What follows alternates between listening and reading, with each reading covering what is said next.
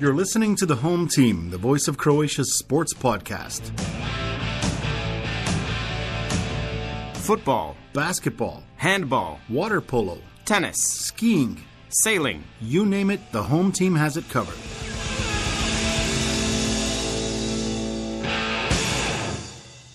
Welcome to another edition of The Home Team. I'm Branko Lozančić. With me is Domagoj Ferenčić. Hey, how you doing, eh? How's it going? Nikola Badovinac. Right here. How's it going, eh? Doing good, fellas. Good. What we're going to do on this edition is talk about football. We're going to talk about basketball, maybe get some boxing in there, talk about water polo briefly. Nikola, is there anything specific you want to add? No, I could just go over some stuff that happened recently, like the gold medals at the karate European Championships, that kind of thing. We got the basketball Croatian League playoffs coming up soon. Right. Starting on the 24th. Zadar Split. So, yeah, we got some stuff. You going to bring something special up? Just going to mention some arm wrestling. Arm wrestling. That sounds good. I can't wait to hear that. All right, let's start with football. We'll briefly go over the Croatian League, which is coming to an end. We're looking at Dinamo has won it. There's no chance for anybody else to catch them. One game left, and that all the games it's next weekend, this weekend coming up. And we also have the Cup coming up. Tomorrow. So anyway, first of all, let's go over the league. Dinamo's top, 81 points, 10 points ahead of Rijeka, who is second, and third is Hajduk. They can't catch Rijeka, so there's going to be no changes there. First, second, third. First place goes into Champions League. Second place goes into Europa League qualifiers. These are all qualifiers. Dinamo goes into Champions League qualifiers, Rijeka into Europa League qualifiers, and Hajduk into Conference League qualifiers. Rudeš is at the bottom with 8 points, and they had just one win and 5 draws. The rest were all losses. They're dropping out, and we'll see who's going to come up from the second division. I don't think there's much else to say. Dinamo is planning they're going to celebrate the win of the title at the Banja Luka Square this weekend. And that's about it for that. Cup. When it comes to the Cup, we have Rijeka and Dinamo in the final. This year, the Cup is being played over 2 games. So Dinamo and Rijeka played to a 0-0 draw in the first game. And the next game is coming up tomorrow, the final, Rijeka Dinamo, and it comes in down Rijeka, and it comes down to the wire. Mm-hmm. I think it's the best season in a long time. Yeah, best season in a long time for sure. To be honest, gotta say it's really not that difficult to have the best season in a long time when you've... It's been a runaway for the last, 25, 30 years. You know, yeah. Dinamo continually leads by 5 million points by midway through the season. It's not exciting. This was exciting. This was interesting. It was fun to follow. Little bit tragic, in my opinion, to have Rijeka lose the plot near the end there. Well, after they lost to Dinamo, it was a direct knockout. Yeah. And I think the rest of the games after that, they were just they lost their... They lost the plot. They lost their bearings. It's all in the head. I don't think it's the quality of the players. It's just the letdown of the loss. Yeah. I think in terms of quality of players, I was actually quite impressed with Rijeka. Oh, yeah. Piazza's... Again, I think he's an excellent player, and he's an important, integral part of that team. And when you got a player of that caliber, you can do some pretty good things. And it was good to have, like, even Osijek was in the running for a while. And it's good to have 3-4 teams that are in the running as opposed to one team just run away with it. Because then, to be honest with you, I'm just not going to be all that interested. Well, that's true. And also, like, there was a lot of Lokomotiva was like a giant killer this year. They beat all the big teams. Osijek was up there. Even Varaždin at the end started beating quite a few teams. They beat Rijeka 3-1. They beat Hajduk in Split 1-0. So nothing to shake a stick at, as they say. Yeah, well, and Istra finally put in what I would call a pretty solid season. Oh, they got 4 wins in the last 5 games, so they really made a comeback. And they weren't a walkover throughout the entire season for the bigger teams, which was nice to see.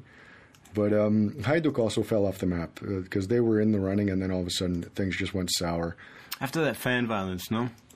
Maybe it was that. I don't know. But something happened. Something changed. I mean, when you got players like Perisic, Brekolo, Levi even. Well, see, I think Levi might actually be the problem. I think he might be a negative factor in the dressing room.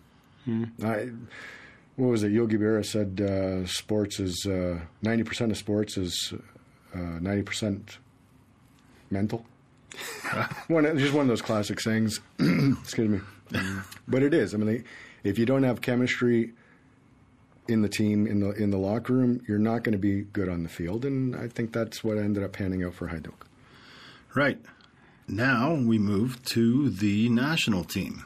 Mm-hmm. Coach Zlatko Dalic has published his list of players. So this year, instead of 23 players, they're allowed to register 26 for the tournament.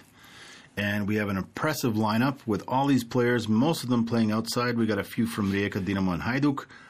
And it's looking like a pretty good team. I think we can go a long way.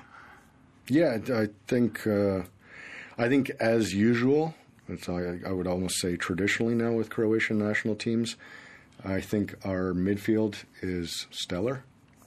I mean, when you look at Luka Modric, Mateo Kovacic, Marcelo Brozovic, they're redonkulously good. And then you look now at our defenders. Guardiol is awesome. Yeah. He's scoring goals now too. Yeah, he's just a phenomenon. The guy's awesome. It's ridiculous. He's got size, speed, ability, technical ability. He's got intellect. You know, he plays all segments of the game.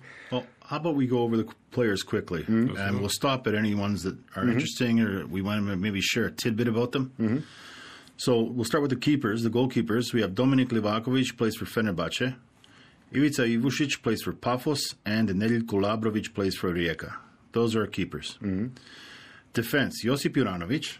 He's pretty solid. Yeah, I like him. Plays for Union Berlin. He actually missed a penalty shot the other day. You see, I was thinking about that. Okay, so he misses a penalty shot. Josip Juranovic is not the guy that you want taking penalty shots for the national team. No. Well, I don't think we're even looking at him for that. It's just a tidbit. He did miss it, and it was to prevent relegation, and luckily they won 2-1, so he didn't get any blame. Yeah. Like the guy that misses the penalty shot always feels terrible, right? Josip Stanisic plays for Bayer Leverkusen. That's a whole story in itself. Leverkusen has broken the record for most consecutive games without losing. They're up to 51 now. They beat Benfica, who held the record from the 60s. They were at 49 games. They beat that 2 games ago, and he's a solid part of the team. We got Martin Erlic for Sassuolo, Josip Šutalo in Ajax. Ajax is in a bit of a slump. Something's going on there. Domagoj Vida in AEK. Who's still solid for his age. Definitely. Yeah. Marin Pongracic, Lecce. Joško Gvardiol, Manchester City. Do we have to say anymore? No. You know? Yeah. And Borna Sosa in Ajax.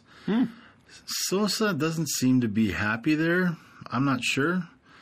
I like the player. I like him a lot, but I guess he's not getting what he needs in the league. I think he could be a much better player maybe if he went to a different team. I don't know.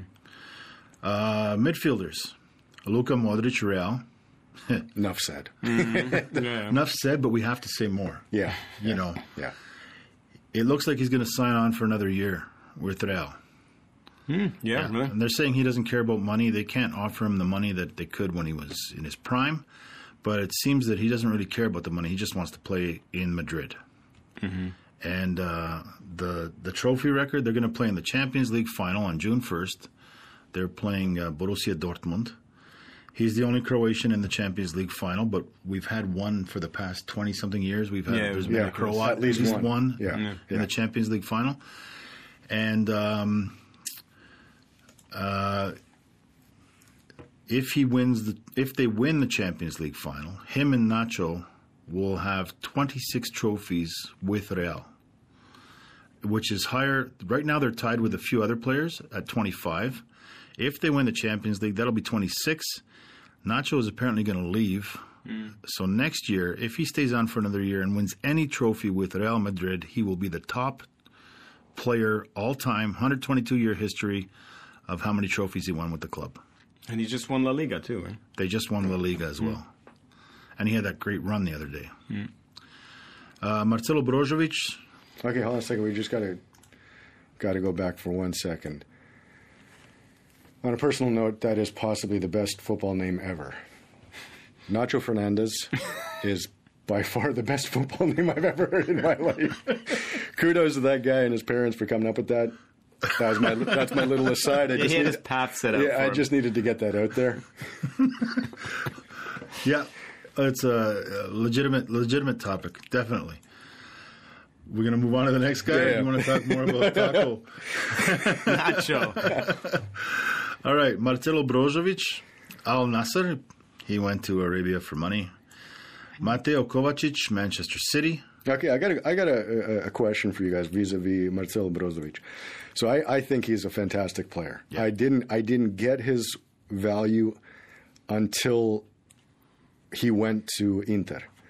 Then I started to understand his value as a midfielder. He's still relatively young, and he went to Al Nassr, and I understand. Loads of money involved. I'm not going to, no blame whatsoever. I completely understand the move, but I'm worried that maybe that's going to, it's going to be a negative on his level of play, because when you're playing in the Italian league or in the Spanish league, you are literally playing at the peak of association football at the moment. Al Nassr, for all the money that they're spending, I don't think you're playing with the absolute best in their prime. So it's going to impact his play on the national team. I think it is. I'm not sure. I think that's true to an extent. I'm not sure how much, because they're bringing a lot of stars there. Oh, I agree. So he's up against competition, not local. He's up against international competition there, and a lot of them are the huge stars. Now, still, it is true to an extent. Most of the players that make up the teams are the locals, and they can be great, but they're just not as good as the Italian league or the Spanish league. Yeah. But I guess we're going to find out, right? Because, so they took on Cristiano Ronaldo. I think Cristiano Ronaldo's fantastic. I don't think there's not much to say about that. Talk about him leaving. Well, his team didn't win. So my point is this: he's coming up close to 40 now, as far as I know. Yep. That's not the same Ronaldo as when you know what I mean? That's what I'm saying. You've got a bunch of great name players there, but they're not exactly at the peak of their abilities anymore either. And you've got this now interspersed with a bunch of other players who are, let's be honest, just not at the same level. So you can't compare it now, but the American League, when they had the North American Soccer League, it was the same deal. They were bringing these stars that were at the end of their career, and they were playing for all the various teams. Toronto, Croatia had Eusebio. Yeah, exactly. I went to see Beckenbauer and Pele play against Toronto, Croatia when they played for New York. But it's just that level of competition is nothing compared to Europe. Now, we can't say that about the American League today. I think they're getting better, and they're building it properly. But, the Saudi League, I'm not so sure. Yeah, I'm just mildly concerned that it is going to have a negative impact on his career. That what I'm saying is he's still relatively young, and there were a million clubs in Europe that would have taken him on. Well, so you think he made the move too early? I think he made the move too early. I think I completely understand the money factor. If somebody's throwing cash at you, why would you turn it down? By the same token, for the benefit, we've got a ridiculously good midfield, and we need all those guys firing on all cylinders. And I'm just concerned that maybe this might have a bit of a negative impact on his playing. He is 32. He's 32 now, eh? Yep. All right, well, Luca's 38. He's born in 92. Yeah, Luca's 38. Yeah. But Luca's a phenomenon. Yeah. All right, let's move on. Mateo Kovacic, Manchester City. Do we need to say anything? The guy's awesome. The guy's awesome. Yeah. Lovro Majer, Wolfsburg. I like me some Lovro Majer. Yeah. Yeah. Mario Pasalic, Atalanta. Yeah, Mario Pasalic and Nikola Badovinac, for me, have similar impact on the team. These are workhorses that will run all the time, and I appreciate that. Yeah. And I think that's a very important thing to have, somewhere in your team, somebody who's going to literally wear down the opponent. Luka Ivanušec, Feyenoord. And he's having a pretty good season there, as far as I know. Yeah, Feyenoord's doing pretty good this year. Yeah. And he seems to be a pretty solid player. Mm-hmm. He can hold his own. You can depend on him. So I think that's fine. Mm-hmm. Baturina from Dinamo. Young kid. Yep. Martin Baturina. Mm-hmm. Luka Sučić, Salzburg. Wasn't Guardiola at Salzburg before? Mm-hmm. Yes, he was. Yeah. So we got him and Nikola Badovinac. Okay, so this was the issue, because again, I'm Torino, I'm a pretty big fan of his play. I like his approach to the game. He reminds me a lot of Nikola Jurčević, if you guys remember from back in '96 and all that. There's just this commitment to run up and down the field endlessly and wear them down and fight for every ball and win. He'll win 90% of the balls. He's not like the tallest, biggest dude in the world. He's good at securing the ball for his side, and I think that's really important. Now, he had an injury, I guess, a couple weeks ago, and there was concern that they wouldn't call him up for the Euro, and I think Dalic made the right call. I think it's important to have somebody like that on, even if he's on the bench, because you can always throw him in there. Yeah, there's still time, and he said he's going to see. Yeah. But he called him up, and he put him on the list. Mm-hmm.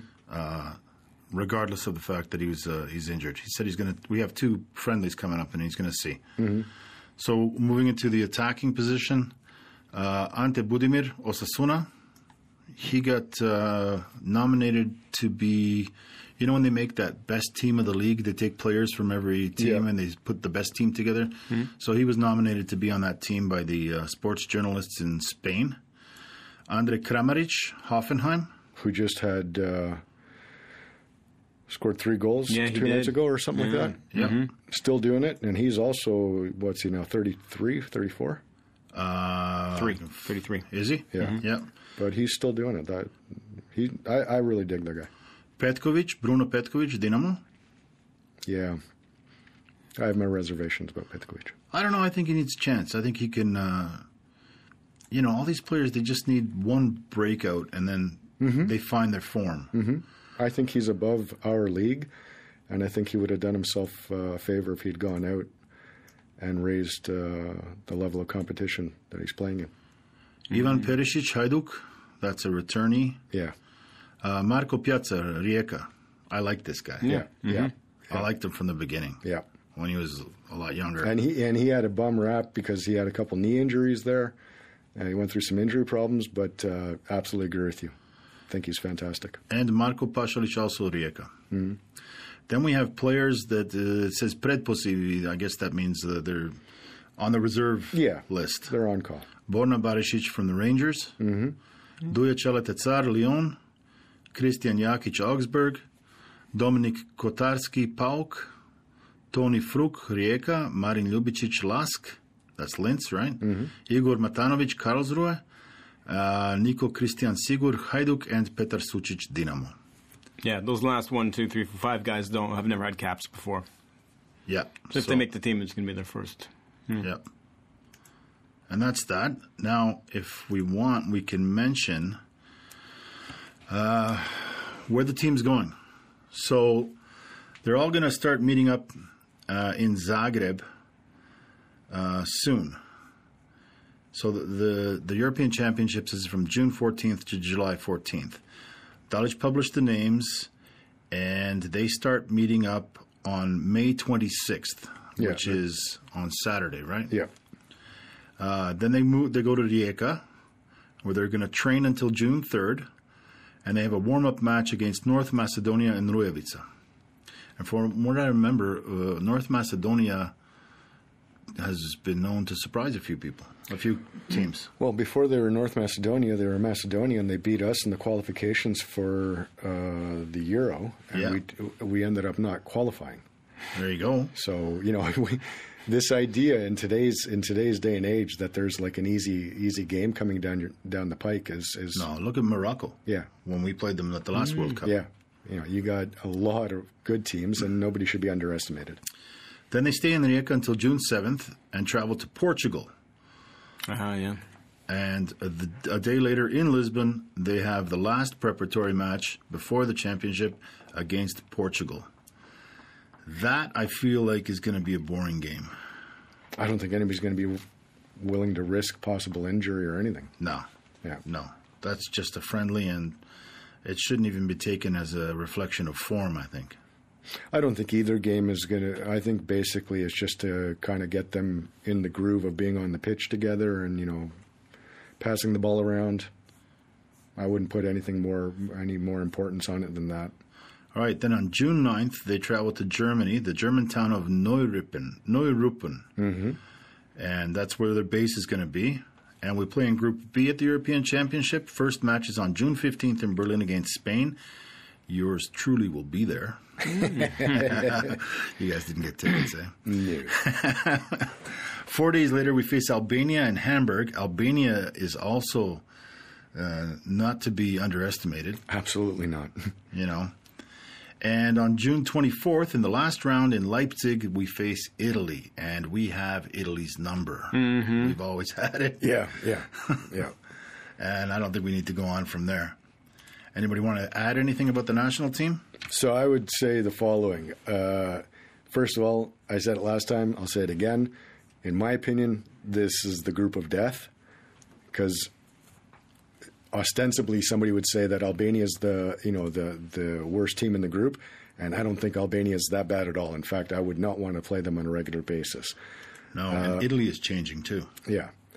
And the idea that we've got Italy's number, which is nice to hear. It's nice to hear, but do we want to go into the last game of the group stage against Italy needing a win? Mm-hmm. Yeah. No, I don't want to do that. Well, the first one is Spain. I mean, that itself. Right? So you want to open strong, and you're playing Spain. Yeah. And I'm not like, discounting our qualities. We have fantastic players. We got a fantastic coach. We got all the things there, but these are difficult teams to play. So I'm going into this with a little bit of trepidation, if we want to. Okay. So that's it for the national team. I guess next month, I don't know when we'll record. We might be right before the tournament, or we might be during the tournament. Who knows? Mm-hmm. I won't be around from the Spain game on, so we'll have you call in live. Yeah, I'll call in live from the stadium. Yeah, huh? there you go. All right, moving on to the next sport. Do you want to talk about arm wrestling right away? Actually, yeah, why don't we just quickly go through that? Do it, because I want to hear this. All right. So let me just get... So, not very well known, but Croatia has a fantastic arm wrestler. He's 19 years old. His name is Lozančić. He's from Gospić. I happened to actually see this maybe a year or two ago, and it was a little bit on television where they talked to him. I guess he was about 17, 18 at the time. This kid's arms are like the size of my waist. I just looked him up. He looks like a beast. It's incredible. The kid's a beast. Anyways, so at this past week, the European Championships were held in Bratislava, and the Croatian team took an impressive 12 medals. And Lozančić took the gold in the 110 kilogram weight class, but he took 2 golds. He took the right-handed and the left-handed, which is ridiculous, right? Come on, give me a break. You're just like, okay, I get it. If you're left-handed, you're like, no, this guy's ambidextrous. He can do it. And he wasn't the only one to do that. Luka Drokan, in the 80 kilogram weight class, took the gold in the right-handed and the left-handed. So I thought, well, how many categories are there? Weight classes, my God, there's just like... It goes by weight class. They go by weight class. And is there different styles, or is it just one thing, like you just got to slam the guy's arm down? So I haven't looked completely, because I'm guessing that this might be kind of like a boxing thing where there's a bunch of different associations. Mm-hmm. I got to still figure that out, because to be honest with you, it's not like I looked into arm wrestling too much beforehand. But interesting fact is that in September of last year, Masic, the 19-year-old, won the gold medal at the World Championships in Kazakhstan. So this guy's obviously killing it. Anyways, well, he's not getting enough fun. attention. That's all I got to say. The home team gives him attention. Yeah, we're going to show him some love because that's what you're supposed to do. But I mean, the idea that you win the gold at the World Championships and nobody knew about it. Yeah. Let's show the kid some love, for God's sake. He's killing. Talk to him. He looks like a beast. I'm telling you, he looks like a good kid too. I was looking at his arms. No joke. Huge. It's like my waist. They're huge. It's ridiculous, right? Yeah. Anyways, I just wanted to get that out there and just. Anybody ever competitively arm wrestle here? No, my God. Man. You two should go at it now, and we'll see. I'll see who the winner is. We should call in Masic as a guest. Wrestle him. It'd be like me wrestling a hot dog. We could maybe all three arm wrestle him at the same time. Yeah, and still end up getting thrown out. Still end up getting thrown through the glass here. Anyways, I just wanted to tip of the hat to the Croatian team and to Masic and Drokan for their success. Yeah. Oh, shit. Yeah. Puts Croatia on the map again. All right. Next one. You want to do some basketball? Oh, we just have basically the final of the league coming up on the 24th in 3 days' time. We got Zadar against Split. So that's game one of the best of five. So 3-game series. Yeah. 2 wins in best of 3. Yeah. 24th, 26th, and 29th. All right. Yeah. And what's your take? To me, it seems kind of like Zadar is. Yeah, I would say Zadar is the favorite. They got the big hot shot there, Božić. Yeah. But he was killing it in ABBA this season as well. Absolutely, yeah. ABBA, by the way, is just the regional Adriatic basketball league. I think he won his second consecutive league MVP this year. He did, yeah. Yeah. So that's good for Croatian basketball. Somebody coming up and. All right, how about this Croatian girl that got drafted in the WNBA? Ooh, yeah. She played for UConn. Yeah. And was it Nika? She's playing for Seattle. Yeah. And I think her debut is coming up in a couple days. Yeah. Yeah, I know she was the all-time assist leader at her college, so she's going to be... so I think she's going to be doing really well. Yeah. Super. Yeah, good for her. Good for her. Good for her. Yeah. All right. Moving on. Water polo.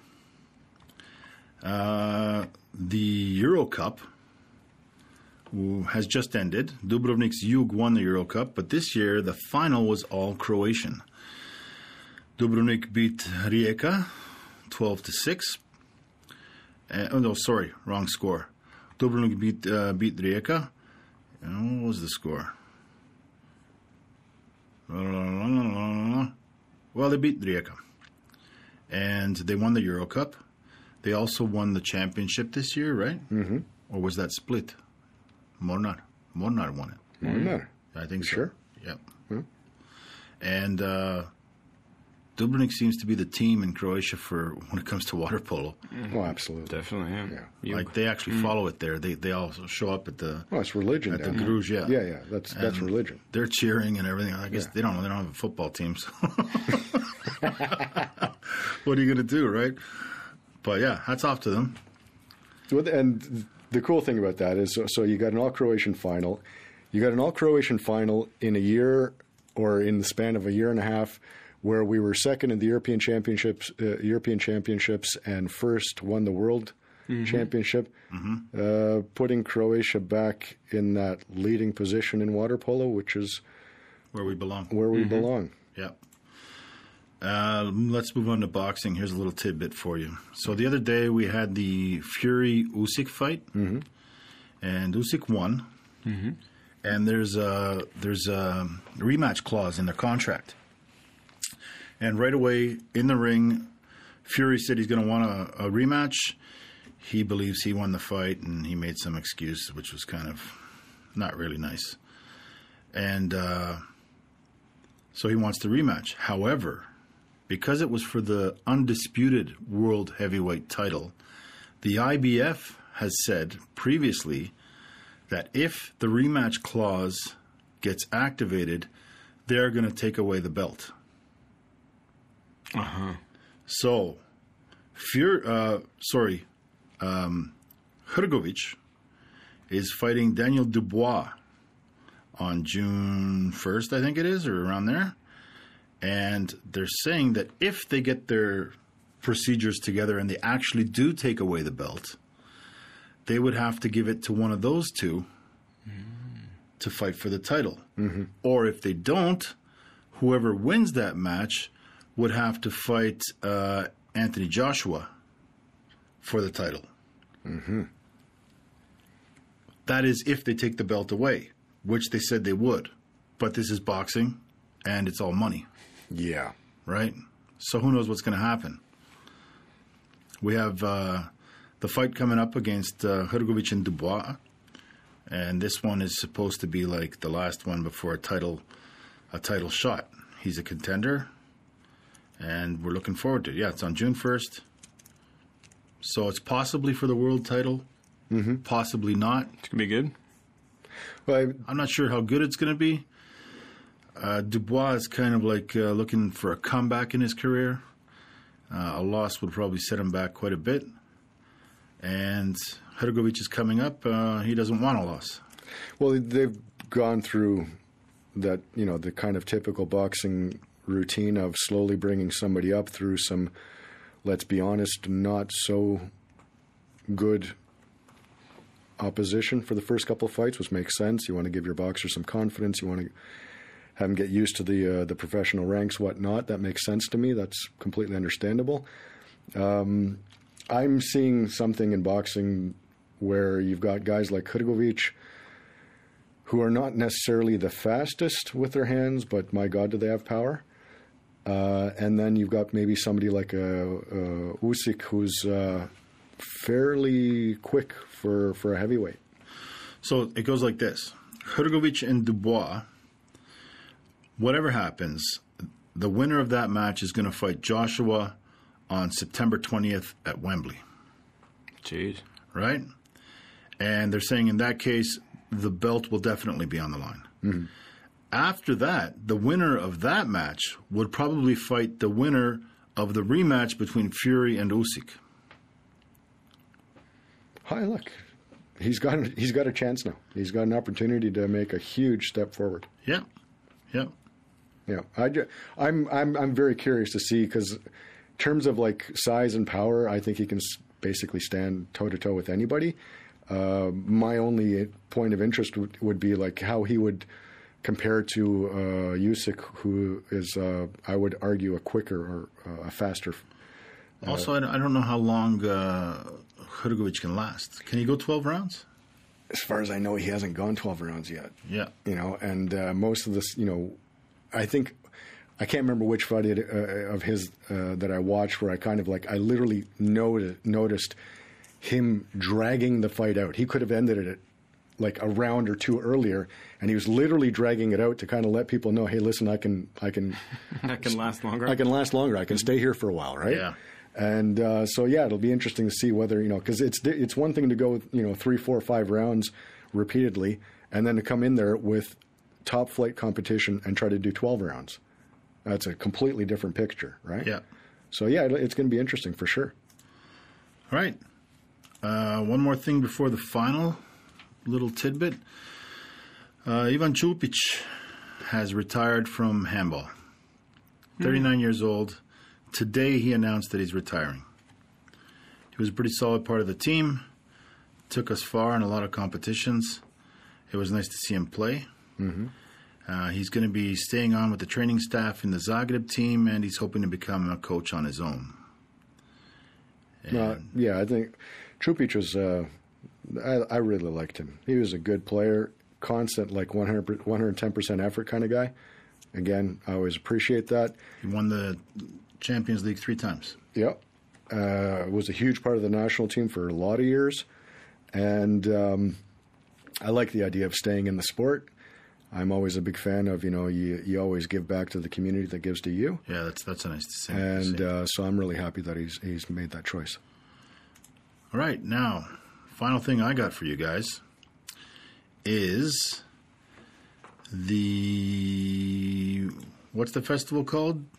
The Sunset Festival. Sunset Media Sports, yeah. Sunset Media Sports Festival in Zadar from June 3rd Is it June 3rd?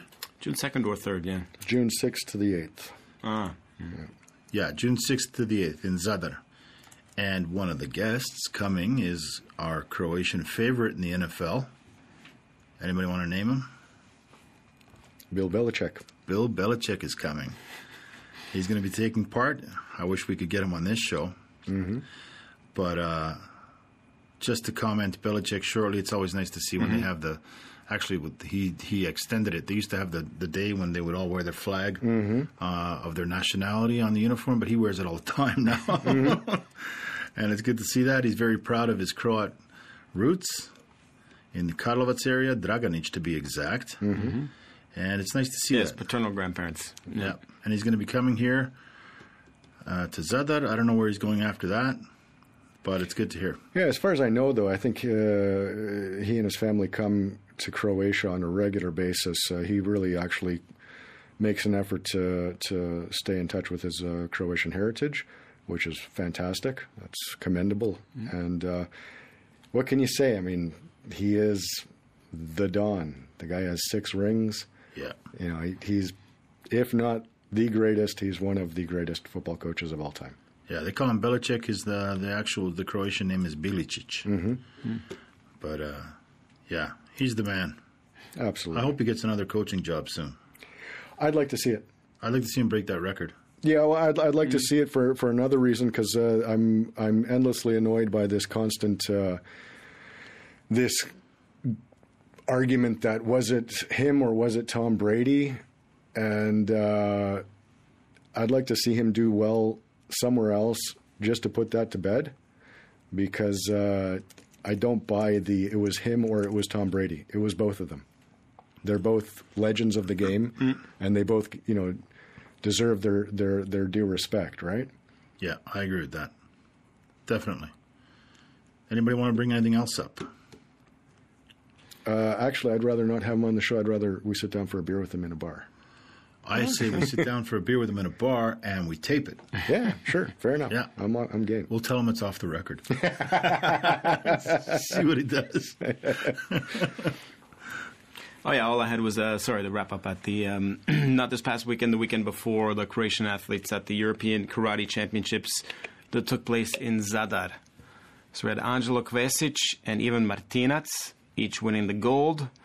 And in the women's category, we had Emma Scardelli, also won the gold. Yeah, fantastic. So that was good on them. Oh, and the bronze came in, little bro from Kvesić. Ivan Kvesić won the bronze. Nice. Yeah, so we did good there. Yeah, good. Cool. Good to see. All right. That brings us to the end of this edition of the home team. Signing off, Branko Lozančić. Domagoj Ferenčić. And Nikola Badovinac. We'll catch you next time. See you on the flip side. You're listening to the home team, the voice of Croatia's sports podcast. Football. Basketball. Handball. Water polo. Tennis. Skiing. Sailing. You name it, the home team has it covered.